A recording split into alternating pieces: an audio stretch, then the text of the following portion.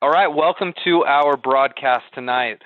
So today's broadcast is geared more toward our newer clients that are just starting their businesses on eBay, especially if you want to gear a lot of your business toward this idea of doing drop shipping.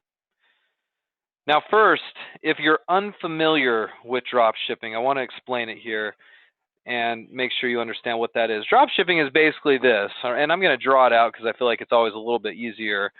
Um, here's you right here, right? We're going to draw a little picture of you. This will be a little stick figure. You guys are going to laugh at my drawings, but oh well. This is you, okay? And you're selling on eBay, and I think I'm just going to draw out a little web page right here to represent eBay. Here's their little logo up here, right? There you go. I know. I'm already getting grief from you guys in live chat about my talents as an artist here. This is eBay. All right, so you as a seller, you're going to be putting things on eBay, right? Now, traditionally, a lot of people when they put things up onto eBay, they're just listing their own stuff, right? You may have a friend or a relative or a family member, maybe even you yourself, have listed and sold things on eBay. But usually you're just getting those things from around the house, and you're listing them and selling them. And then when you get your sale, right, you package up your product and you send it out, to your customer, wherever that person is, right? And your customer, they paid you through eBay, didn't they? Right? So your customer found you on eBay, paid you that money, you've got that money now in your PayPal account, and then you're packaging up the item yourself and you're shipping it out. Well, that's not drop shipping, isn't it? Right? That's just you listing your own stuff. Okay. Let's clear out that really good drawing. Okay, now let's talk about what drop shipping is. So drop shipping is still, we've got eBay here, right? We'll say this is the eBay website. And here's you again, right? You're going to be listing products on eBay. And then here's your customer over here. Pardon my my really great handwriting here. Whoops, my pen cut out here. There's the customer. Okay, they're coming to eBay to find your item and they're paying you, right? This money filters through eBay, goes to your, we'll call this your PayPal account right here, and then that's ultimately what pays you. Well, where you're getting your product is the difference here. So you're getting your product from a drop shipper, okay? A drop shipper is sort of like any other company other than yourself that's providing you with products. So, we're going to, I don't know what we should draw to represent our drop shipper. We'll just put a little box here. This is going to be our drop shipper. And just so you know, this is a company. We'll put a little smokestack on it, right? Maybe a little door right here. Okay, this is our drop shipper. So basically what's happening is this drop shipper is providing you with products. But they're not providing you with real products, right? They're providing you with sort of like a little catalog of products. So you don't ever carry the inventory. In fact, all the inventory is carried right here at the dropship level in their warehouse, right? And so you're taking these products and you're placing them up onto eBay for sale. And when your customer pays you that money, well, guess what? Your drop shipper ships out the product, right? All right, we'll say that's a little box right there. That's the product going out to your customer. So that's drop shipping in a nutshell. What's unique about it and interesting is at no point in time are you carrying the inventory at all, right? You're simply just the middleman listing the products up for sale. Now, traditionally, drop shippers will have a catalog like we talked about, and their catalog will have different prices for their products, and you'll have to mark those up when you put them up onto eBay. So for example, let's say your drop shipper here has a TV that they're going to give you at the cost of $200. Okay. Well, on eBay, you're going to have to mark that TV up to say what, like $275, right? You know, we'll talk about different markups, but that'll be your eBay price right there. And, you know, if it sells, then you're going to still have to pay your drop shipper the $200 before they ship it. But that's fine, because guess what? This $275, your customer already paid you, right, through this process right here. They've paid you through eBay, through PayPal, and guess what? That $275 is in your PayPal account minus some fees, and then you turn around and you pay your supplier the $200. They ship it out. In theory, you're left over with $75 gross minus, you know, you'd be minus fees. PayPal and eBay, they have some fees, potentially minus a little bit of tax or minus a little bit of shipping, depending on how you handle that. But that, in essence, is drop shipping in a nutshell, right? Okay, so hopefully that makes sense. I know a lot of you guys know what that is coming into this, but let me just clear the board here. Now let's talk about different kinds of drop shippers for just a second, guys. Number one, there is what I like to call a retail drop shipping. And by the way, I am writing with a mouse here. I promise my handwriting isn't always this bad.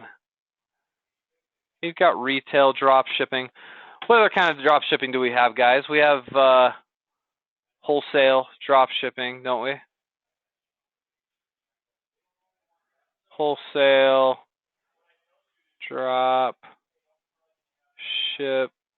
I'm starting to get sloppy because I'm trying to hurry here. You can read that though.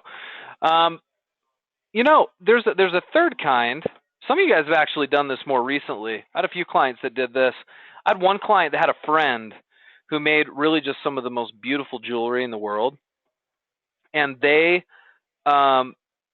didn't know what they were doing from a marketing standpoint. They were really good at making jewelry, but that was about it. So what happened is the friend of my client went and partnered up with the friend and said, hey, look, you make the jewelry, I'll list it for sale. Whenever I get a sale, I'll have you ship it out to my customers. Is that drop shipping, guys? Yeah, you bet it is, right? My client wasn't carrying any inventory. Their friend was making it all and carrying the inventory. They were just the marketer. So that is drop shipping. I don't know what we want to call that. You know, maybe we can call this local drop shipping, right? But you know, you can get somebody locally that does it. Really, the definition of drop shipping is just anybody shipping out the product on your behalf, isn't it? So let's talk about these three different kinds for just a second, and let me talk to you about why we recommend starting with the first versus the second versus the third. Retail, first of all, I guess we need to define retail drop shipping. Okay, retail drop shipping is where you partner with some companies. Okay, so you take like a Walmart, or we'll say maybe like a Target, or maybe you're working with right, Amazon. These are major retail companies, and your coach will recommend you do this to at least to learn the strategy. These are companies who really allow anybody to drop ship. In fact, any major retailer will do drop shipping.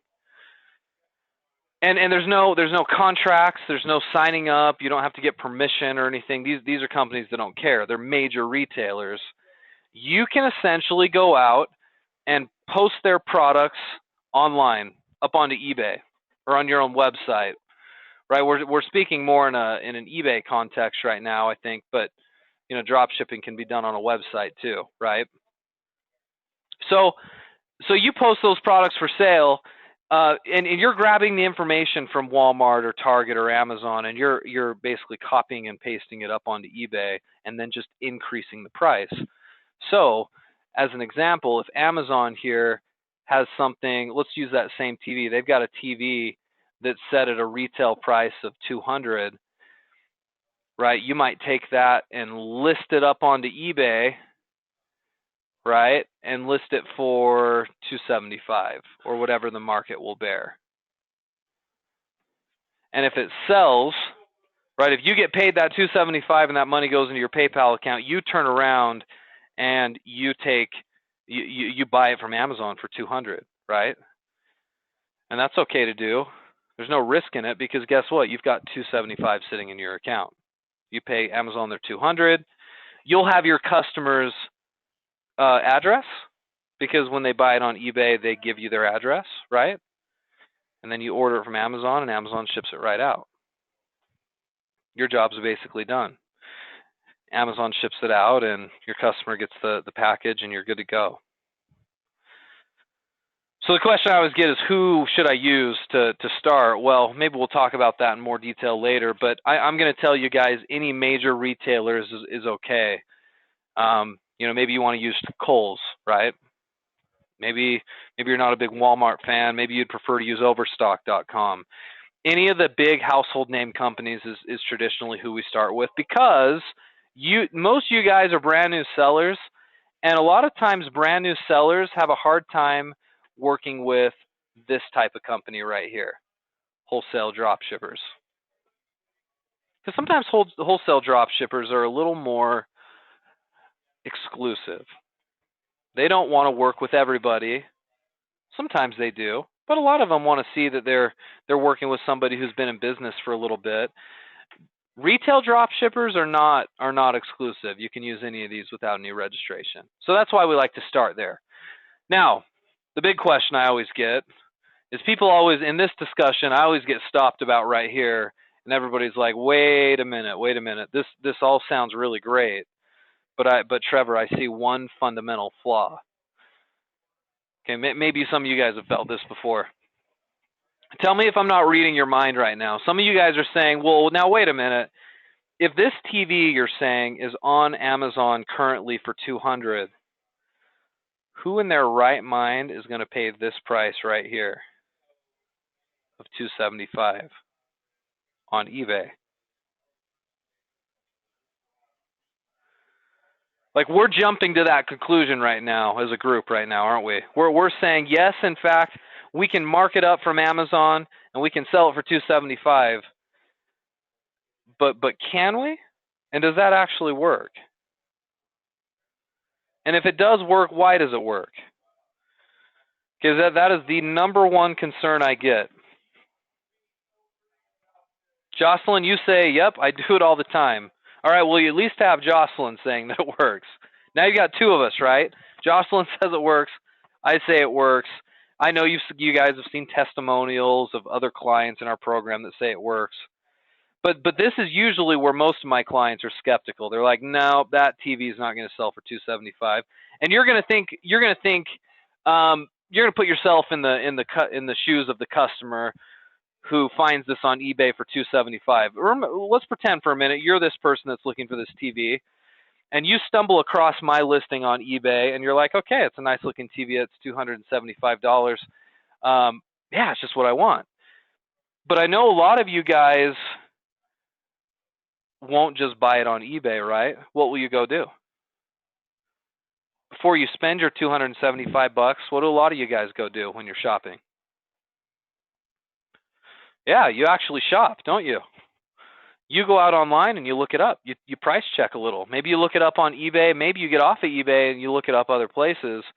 And guess what? If you're at all reasonably decent at shopping, or you have the time or the energy to go and price shop a little bit, will you find that product cheaper? You probably will. And if you could find it for $200, you'd probably buy it from Amazon directly instead of paying me for it. And so that's the concern a lot of my clients give me. They say, well, because I shop that way, there's no way other people are going to go out and spend that money. Well, let me give you a few reasons why they will. While at the same time agreeing with you that there's still a big percentage of you guys, and customers in general, the whole entire consumer base that is that is going to go out and find it cheaper. Let me clear the board real quick. All right, let me draw us a big pie chart right here. Okay, this pie chart right here. This represents we'll call this all internet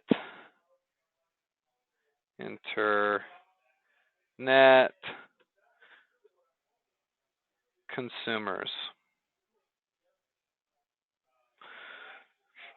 Okay, so and let's say that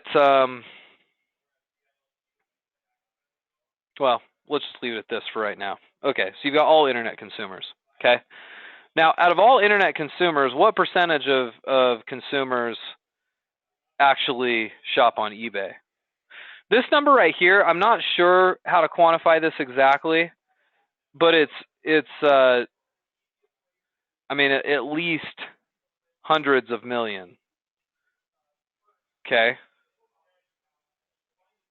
hundreds of millions of people. I'm going to say at least. I don't know the exact number. I was going to say billions, but I think that's exaggerated a bit. This graph represents hundreds of millions of people. Okay, we'll say that. What percentage of those people actually buy on eBay? I can't remember the last statistic. I looked. It was just a few weeks ago I saw it. So I know this is going to be close, but I think it's somewhere in the neighborhood of like. Here's the eBay portion of that. Somewhere in the neighborhood of like 40 million shoppers on eBay. Okay. Guys, is that a lot of people? It's a lot of people, isn't it? Give or take a few million, but it's in and around that number. I need to get the concrete number on that. But well, there's a slice of all internet consumers that actually do shop on eBay. Now, where does everybody else shop? Well, you know, you might have this slice right here that shops on Google, right? And there's a big part that shop on Amazon, right? That are loyal. Do some of these people bleed over and shop in different places? Sure. You know, maybe there's a little slice right here. This is for, you know, Etsy, so on and so forth, right? But there's still a very big chunk of all internet consumers that are loyal to eBay, okay? Let me clear the board for just a second. So let's assume for a second this pie chart right here represents those 40 million eBay shoppers. Okay, we'll say this is the eBay consumer base. eBay consumers. All right, there you go. Okay, well, so what percentage of those people are actually going to be the type of person that's going to pay an inflated price? That's what we're asking ourselves here. Because not everybody's going to pay that $275 for that TV, right? So we're just wondering how many of those people are actually going to do that, and what types of people are those kinds of people? Well, I don't know the percentage of people that are willing to simply pay more. Okay, I don't know. I don't think any of us really know that. But let's even just pretend for a second that it's a small, tiny little slice here. Okay, let's say it's even like 5%. And I think that might be low. Okay, who are the types of people that will spend more? Well, I can tell you they are 1%ers.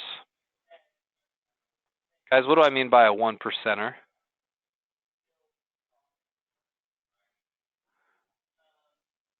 Aren't I talking about the rich? Do rich people shop online?